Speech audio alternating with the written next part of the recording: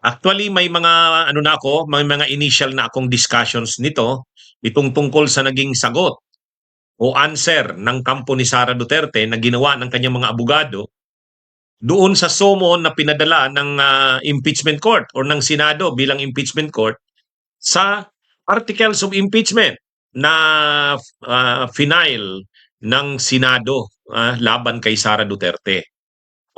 May mga ano na ako, may mga initial na tayong discussions niyan. Kaya lang, mayroon lang akong mga idadagdag. Kung titingnan natin, masyadong garapal ang naging sagot ng kampo ni Sara na ginawa ng kanyang mga abogado. No? Garapal. Ipapaliwanag ko mamaya. At nakakadismaya. Nakakadismaya. Very frustrating. Bakit frustrating? Nakakadismaya. Mga kabunyog, mga kababayan, ang inaasahan natin, na ang magiging tugon o sagot ng kampo ni Sara Duterte, kasi kumuha siya ng mga magagaling na abogado, sasagutin punto por punto ang mga issues o yung mga grounds, yung 7 grounds ng articles of impeachment laban sa kanya, laban kay Sara. Kumbaga, sasagutin ito ng kanyang mga abogado. Ang sinasabi nga natin, bawat siguro abogado doon sa 16 na lawyers na yon, siguro bawat isa doon, dalawang lawyers naka-assign sa isang article of impeachment. O halimbawa, yung tungkol doon sa confidential funds, naka-assign yun sa 2 lawyers. Yung tungkol doon sa pagbabanta di umano ni Sara na i-assassinate o papatayin si PBBM, si Lisa Araneta at si Martin Romualdez. Another 2 lawyers ang naka-assign doon kasi 16 lawyers yun. Mga magagaling, mga ano yun, mga siyempre, inaasahan nun, magagaling na lawyers. Saka, ang laki ng bayad nun. Kumbaga, at saka sabi rin naman ni Sara Duterte, ay gusto niya raw bloodbath at inaasahan daw ng bloodbath. Ibig sabihin, talagang magiging madugo ang ano. Ibig sabihin, sagutan talaga, sagutan. Sa isyong ito yung akusasyon sa kanya, ito naman yung sagot nila. Sa isyong ito yung akusasyon, ito naman ang sagot. Yun ang hinihintay ng mamamayang Pilipino. Na makita talaga, yung akusasyon laban kay Sara Duterte, yung mga ebidensya laban sa kanya, maipresent ng prosecution, masagot naman ito ng kampo ni Sara. Ang mamamayan manunood, huhusgahan ng mamamayan. Kung dapat nga bang panagutin si Sara Duterte o kung dapat nga ba siyang palibrehin kasi wala naman palang matibay na mga batayan at ebidensya. Yun ang ini-expect ng mamamayang Pilipino. Kaya nakakadismaya na ang sagot ng kampo ni Sara Duterte, yung ginawa ng kanyang mga abogado, 16 lawyers pa naman yun, ang ginawa ay answer ad cautelam. Yung answer ad cautelam, masyadong garapal din yan. Bakit garapal? Ang ad cautelam, ibig sabihin, sumagot ka, answer, pero hindi mo kinikilala ang jurisdiction ng korte. Ad cautelam. Nire-reserve mo yung pag-question or pwedeng questionin mo, ibig sabihin, sasagot ako. Sasagot kami. Dahil kailangan naming sumagot. Pero hindi nito ibig sabihin, kinikilala namin ang jurisdiction ng korte, ng impeachment court, ganun ang ibig sabihin ng ad cautelam. Bakit garapal? Bakit masyado pang marami pang mga technicalities na pwede namang sagutin na lang plain and simple answer. Wala nang mga ad cautelam. Alam niyo mga kabunyog, mga kababayan, ang ginagawa ng kampo ni Sara Duterte, mga teknikalidad, ad cautelam, wala, hindi talaga nila planong sagutin ang mga issues laban kay Sara. Wala sila. Ang issue nilang nire-raise na yung daw 1-year bar rule ay hindi daw nasunod. Kasi may nauna ng 3 impeachment complaints na final, tapos nagkaroon pa ng 4th impeachment complaint, at itong 4th impeachment complaint, ito yung naging articles of impeachment. Kaya itong 4th impeachment complaint, ano na daw ito, violation na ng 1-year bar rule. Yan. Masyadong technicalidad At saka yun na nga, ad cautelam. Ibig sabihin, sumasagot sila, pero nire-reserve nila, hindi ibig sabihin no na wini-waive nila yung pag-question ng jurisdiction ng impeachment court. O, di imagine niyo yan, hindi pala nila kinikilala ang impeachment court. Napaka ano, napaka garapal. Walang respeto sa impeachment court. Kaya itong mga senador, dapat ano sila dyan? Kung si Enrile, noong panahon ng impeachment ni Corona, si Enrile noon yung presiding judge noon sa impeachment ni Corona. Si Corona, Chief Justice noon, anong ginawa niya? Nagtumalikod si Corona paalis. Hindi nagpaalam, dinischarge, hindi nagpaalam ng maayos sa presiding judge. Nabasto si Enrile doon, pinagalitan. Isarado ang lahat ng pinto. Huwag palalabasin 'yan. Huwag palalabasin. Pinagalitan si dating Justice Secretary noon, si Rapin Cuevas, na siyang lead counsel yata no ni Corona. Counsel, tawagin mo ang tawagin mo ang kliyente mo. Pabalikin mo. Huwag niyang iinsultuhin itong impeachment court. Ganun. Ganun ang ginawa noon ni Enrile. Ito, wala. Parang hindi nirerespeto nitong mga abogado ni Sara Duterte o ng kampo na mismo ni Sara Duterte, ang impeachment court. Hindi nga nila kinikilala ang jurisdiction eh. Bakit hindi kinikilala ang jurisdiction? Ad cutilam nga. Ibig sabihin, answer ad cutilam, sumasagot sila, pero hindi ibig sabihin na wini-waive na nila yung later, posibleng pag-question nila ng jurisdiction ng korte, ng impeachment court. So, garapal, hindi ba pwede na mag-proceed na yung trial, mag-proceed na kinikilala na ang impeachment court, na itong Senado ay rinirespeto ito ng both parties, ng prosecution at ng defense. Kinikilala ito dahil itong Senadong ito, yung nakalagay sa Constitution na may sole power to try, maglitis ng mga impeachment cases. Yun. At bilang pagkilala niyan, wala nang marami pang mga technical mga ad cutilam, kinikilala. Handa na ang parehong kampo. Yung prosecution ay handa na ng mga ebidensya, testigo sa mga allegations nito laban kay Sara Duterte. Ang kampo naman ni Sara Duterte, handa na rin ng kanilang kasagutan. Punto por punto rin. O ganun sana, para makita ng taong bayan kung ito nga bang si Sara Duterte ay dapat papanagutin. Kasi usapin ito ng pananagutan usapin ito ng pagpapanagot ng isang mataas na opisyal ng bansa. Kaya nga impeachment eh.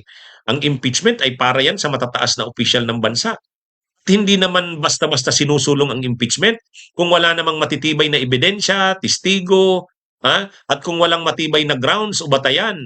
Hindi yan pwedeng isulong kasi maaabala ang Kongreso, maaabala ang Kamara, maaabala ang Senado. Pero dahil napakaseryoso ng mga aligasyon, kapag seryoso ang mga aligasyon at ang na-comply ang mga requirements, both in form and substance, may substance talaga, may mga batayan talaga, may mga ebidensya talaga, na kailangan talagang mag-proceed sa trial.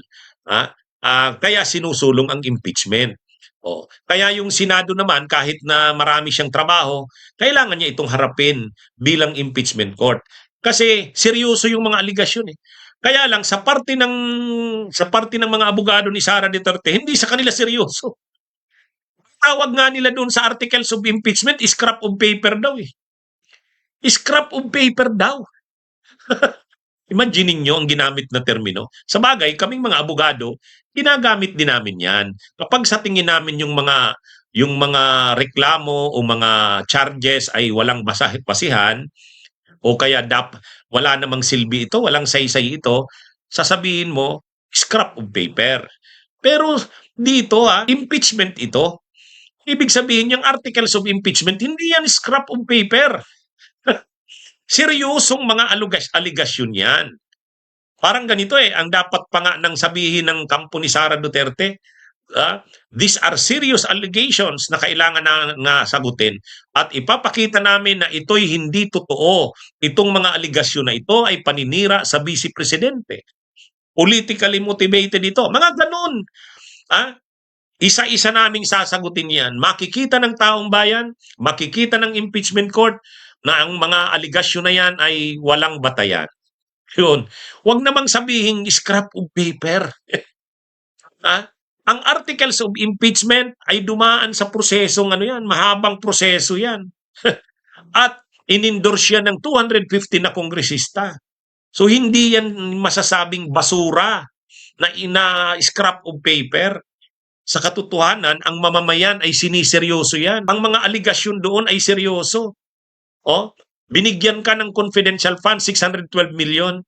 Ang lumalabas, hindi alam kung saan napunta yon. Ang mga recipients na sinasabi, Mary Grace Piatos, Oishi, in-encash yung mga cheque pagdating doon sa kanyang security, yung head ng security niya na tumanggap ng pera pagka-encash, 125 million, 25 million, 25 million. Hindi na alam kung saan napunta. Mga seryosong aligasyon yun na dapat sagutin ni Sara Duterte. Kaya lang wala nga eh. Para nga sa kampo ni Sara, basuray, garapal, scrap of paper yan. Sa basurahan dapat itapon yung articles of impeachment. Ganun ba yun? Ganun ba yun? Hindi. Dapat ang attitude mo dyan sa ganyan.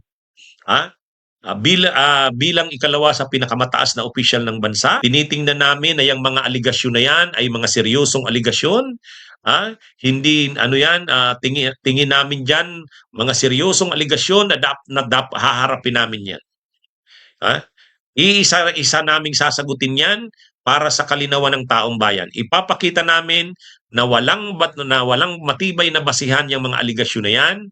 Isa-isa namin yung sasagutin. Dito hindi. Hindi nga sasagutin isa-isa eh. Technicality nga ang ginagamit. Nawala daw itong hindi raw ito nag-comply sa 1-year bar rule. At saka sinabi pa nga na basura yan, scrap of paper yan. Di ba napakagarapal naman na ganyan ang maging sagot? Napakagarapal naman na ganyan ang maging sagot. Sa halip na sagutin punto por punto, at sasabihin mo, itong aming sinabi dito ay mga lang to, inisyal lang. Ipipresent namin ang aming mga ebidensya, testigo sa aktual na trial. Handa na kaming harapin yan. Mga aligasyon yan. Ganon. Maghahanda na rin ang Senado, ang taong bayan din nakahanda na rin panuurin ang trial na yan. Dito hindi. Ang gusto ng kampo ni Sara Duterte, hindi matuloy ang trial. At ayaw ng kampo ni Sara Duterte pag-usapan yung mga issues doon. Yung mga aligasyon doon, yung grounds ng impeachment, yung articles of impeachment, ayaw nila. Sabi nila, scrap of paper yung articles of impeachment. Masyado namang garapal. Nakakadismaya. Dapat bilang ikalawa sa pinakamataas na opisyal ng bansa at siya'y inaakusahan ng mga seryosong paglabag sa konstitusyon, betrayal of public trust, yung mga graft and corruption, patiwalian, maraming mga sa kanya na dapat niyang sagutin. Na gusto ring malaman ng mamamayan ang katotohanan. Ito'y pagpapanagot sa isang mataas na opisyal ng bayan, ng bansa. Nakalagay yan sa konstitusyon. Accountability of public officers. Pero yun na nga itong mga abogado ni Sara, gumagawa sila ng paraan na malibre ang Vice Presidente. Huwag nang mag-proceed sa trial, yung magpipresent ng mga ebidensya. Kung magkakaroon man ng trial, doon lang sa usapin ng ni-raise nilang mga issues. Ito ba ay nagko-comply sa 1-year bar rule o hindi? Magko-crossover ba ito sa susunod na Senado o hindi? May jurisdiction ba ang Senado o hindi? Yun ang gusto nilang pag-usapan. Pero kung yung tungkol sa confidential funds, tungkol dun sa mga krimen na nagawa ni Sara, ayaw nilang pag-usapan yan. Nakakadismaya. At yung sabihin mo na scrap of paper ang articles of impeachment na sinampa kay Sara, garapal, masyadong garapal. Masyadong garapal. Nakakalungkot na sa bansa natin Ang mga matataas na officials na tulad nito ni Sara, walang pagpapahalaga sa pananagutan sa bayan. Walang pagpapahalaga. At nakakalungkot din na itong mga senador, gusto rin nila, itong mga makasarang senador, ay gusto rin nila na madismiss na ito para hindi mapanagot si Sara. At ito namang mga abogado, ha? Ito namang mga abogadong ito, 16 pa naman sila, akala mo talagang 16 ang kinuha dahil sasagot punto por punto dun sa bawat issue. Hindi naman pala. Ganyan lang pala ang gagawin nila. Teknikalidad ang mga gagamitin. Bagay, pag hindi mo talaga kayang sagutin yung merit ng yung mga issues, gagawa ka ng paraan. Procedural ang gagamitin mo, teknikalidad ang gagamitin mo para malusutan mo. Yan yung masaklap dito. Kaya garapal at nakakadismaya ang naging sagot ng mga abogado ni Sara. Magandang araw sa inyong lahat. Magandang gabi, mga kabunyog. Bunyog, bunyog, halikan na kasama ka. Bunyog, kapag buklod ay may pag-asa. Luzon, Visayas, Mindanao, isa ang pananaw. Sa bagong Pilipinas ang bunyog isisigaw. Bunyog.